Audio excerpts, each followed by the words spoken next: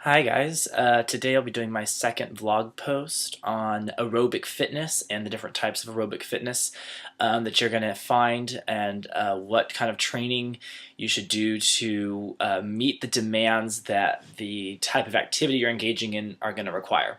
So there's two components to aerobic fitness. One would be cardiorespiratory endurance and the other is aerobic power. Okay, so we're going to break both of those down and talk about what each type of aerobic fitness encompasses and then the types of training that you can do to strengthen yourself in each of those different types of aerobic fitness and then what activities each of those types helps improve. Okay, so we're going to talk about all three of those things. So to start off with, we're going to start with cardiorespiratory endurance. This is when the exercise is prolonged. The oxygen delivery must meet the requirements of exercise, and the key there is prolonged exercise. We're talking about low intensity, long time interval workouts. So we're talking like marathons, stuff like that, stuff that tends to be greater than an hour. Generally, we're talking about greater than about 30 minutes of activity. We're talking about is low intensity and cardiorespiratory endurance activity. It's dependent on the AVO2 difference. So that's how much oxygen is getting delivered to the tissues, and then how much those tissues are pulling out of the blood, and how much carbon dioxide is getting shoved back into the blood that returns to the heart. Okay, so basically you have the arteries that are delivering blood rich in oxygen to the muscle. The muscle is going to take up as much of that oxygen as it possibly can, and it's going to spit out the carbon dioxide back into the blood and send that blood back to the heart. The difference between what's in the atria and the veins is your AVO2 difference. You want less oxygen in the veins than you do in the arteries coming through. Okay, that's very important. If there's not enough oxygen coming through the arteries, that's less fuel that the muscle can use to power itself. All right, so generally that's why you get into like blood doping, stuff like that, because your body has a greater oxygen delivery capacity. All right. Next, we're going to talk about aerobic power. So this is dependent completely on your VO2 max. Okay, your VO2 max is the maximum amount of oxygen during a high intensity, or as some would say, an all-out aerobic exercise. So how much oxygen can your body possibly take in per kilogram of your body weight per minute of exercise? All right.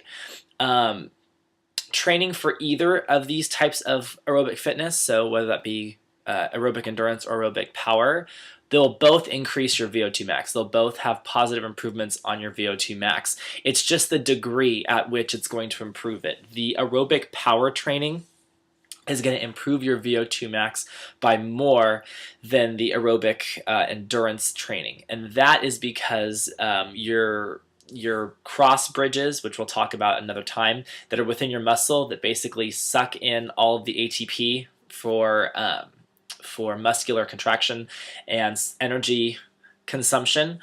It's occurring at a faster rate than an endurance activity. So for instance, if I'm sprinting, my quadricep muscles are going to be firing at a faster rate than if I'm jogging. Therefore, they're going to need ATP to come in at a faster rate. Okay, so my VO2 max is going to have a greater improvement with a aerobic power workout than with an aerobic endurance workout, but both will improve VO2 max. VO2 max is also really important when we're talking about high intensity activities that last longer than 4 to 5 minutes.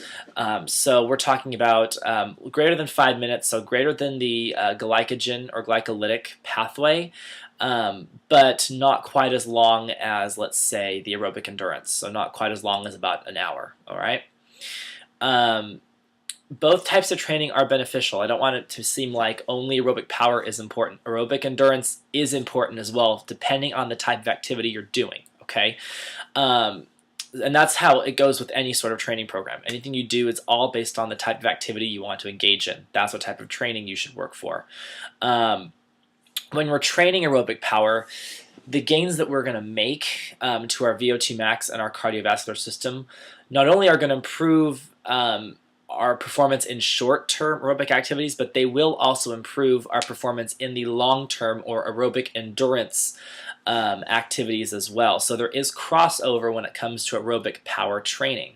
Okay, you can train for aerobic power and still see improvement in aerobic endurance. When training for aerobic endurance, however, there is no overlap. There's no crossover whatsoever. Increasing your aerobic endurance capacity will not increase your performance in an aerobic power activity. And this is mostly because of mitochondrial training. When you train at a high intensity, your mitochondria get larger and they become better at synthesizing an oxidative metabolism. And when you're working in aerobic endurance, you're not training those mitochondria to work at a higher intensity. Okay, you're only training them to work at a lower intensity, and they become very efficient at that. So to switch from low intensity to high, it's very difficult for your body, and you will not see improvement training in your aerobic power if you're only training aerobic endurance. However, if you're training them for aerobic power, you're training them in a high intensity situation. So the mitochondria are used to having this high intensity stress placed upon them. So for them to go from high intensity to lower intensity is not difficult, and they're actually more efficient that way. And also your lactate threshold doesn't occur quite as soon in aerobic power training as it does in aerobic endurance training. So, and we'll talk about that a little bit later on another vlog post when we talk about lactate threshold. Okay, so let me give you some examples. So I talked about sprinting and marathon running earlier. So we have sprinters and milers. Those are people that tend to run like 1, 2 to 3 miles at a time, and or sprinters who do very, very, very short interval running. In that sort of situation, we're talking about straight aerobic power. We're talking about short interval, high intensity. So as a miler increases their time, so as they get quicker, or I should say decrease their time, increase their performance, decrease their time. As that happens, their mitochondria are used to providing oxygen and ATP at a really, really fast rate. They're kicking out ATPs like crazy. Their body becomes very efficient. So when a miler switches to marathon running, now the demands placed on the mitochondria are not as intense because you can run at a slower pace. So the mitochondria are very efficient at pulling out the ATP at a slower rate because they've already been doing it at a higher rate. Okay, a marathoner, we're talking about aerobic endurance or a low-powered, long-duration activity. So the marathoner's mitochondria become very good at supplying enough ATP to sustain the low intensity activity. It becomes very good at that, and you can run 30 miles at an average of 10, 12, 13, 14, 15 minutes a mile, as opposed to a miler who's trying to get 1 to 2 miles in at a rate of, let's say, 4 to 6 minutes a mile. Okay, the problem is with the marathoner is that they're not going to be able to switch from marathons to miling and see an increase in performance as opposed to if they hadn't trained at all. So what's going to happen is they're going to try and run, a marathoner's going to try and run a mile, and they're still going to be running at, let's say they're running their marathon at 15 minutes a mile. They might be running their mile run at like 12 minutes, as opposed to the miler who's going to run their mile in, let's say, 5 minutes, and that when they go run a marathon, they'll run their marathon at like 6, 7, 8 minutes a mile and have no trouble. Okay, so there's crossover with aerobic power. There's not crossover with aerobic endurance. So what I would say to you guys, if you're going to be engaging in aerobic fitness activities, you want to first determine what type of activity you're going to engage in, and then identify, is it a low intensity, long duration type of exercise, or is it a short interval? I used running as my example. It doesn't have to be running. It can be bicycling. If you're going to run a century ride, now we're talking about a low intensity, long duration activity. If we're talking about an uphill sprint or a race, let's say like a 10-mile race, now we might be talking a little more about aerobic power because there's a speed component and there's an intensity there that is not there in the century ride. Okay, so determine that type of activity, determine what type of intensity and what duration you're going to be engaging in, and then work on a training program that directly improves skills in that domain. Okay, if you're working on something that's based on aerobic power, do not engage in aerobic endurance activities. That's not going to help you. When you're working in an aerobic endurance standpoint, you actually have your choice between aerobic power and aerobic endurance because they're both going to help you perform better in an endurance type of setting. So that's my advice to you guys. I hope I made that as clear as possible. It can get a little bit confusing, but just to recap, aerobic power improves high intensity, short duration, and also improves long duration, low intensity. Whereas aerobic endurance training only improves low intensity, low endurance training, or low intensity, long duration training.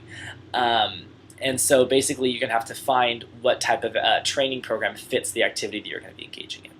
Alright guys, that's it for this blog post. I'll try and do another video towards the end of the week or early next week. Maybe we'll talk a little bit more about lactate threshold, which is something I mentioned earlier in this video. That's also very important when it comes to being able to sustain a workout program over time. And how long you can go at what intensity you can go before your body cannot get rid of lactate buildup. So maybe we'll talk about that next time. Alright, thanks for watching guys, and I'll see you soon.